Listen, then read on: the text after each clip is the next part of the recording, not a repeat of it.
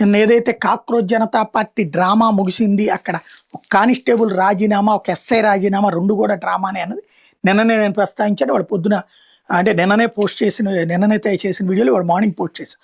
అయితే తాజాగా చూస్తే దీంట్లో ఐజీ చెప్పుకొచ్చారు.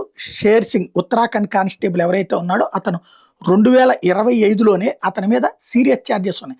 IPC 420 cheating, 467, 468, 471, 120B BNS act కూడా ఉన్నాయి అతని మీద.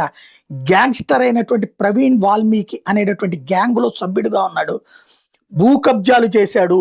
అట్లాగే వితంతువులని రేపులు చేసిన ఘటనలో నిందితుడు, ఇళ్లను తగలబెట్టినటువంటి ఘటనలో నిందితుడు, అలాగే జైలుకు కూడా వెళ్ళొచ్చాడు. అతన్ని వ్యవహారాల మీదన ఆల్రెడీ అతన్ని డిస్మిస్ చేయడం జరిగింది, సస్పెండ్ చేయడం జరిగింది, విచారణ జరుగుతున్నది. ఇతన్ని సెప్టెంబర్ 2025లో అరెస్ట్ చేస్తే నవంబర్లో బెయిల్ వచ్చింది. అతను ఉద్యోగంలో లేడు. అతను రాజీనామా చేయడం కాదు, అతను ఆల్రెడీ ఉద్యోగం నుంచి తొలగించామని చెప్తున్నాడు.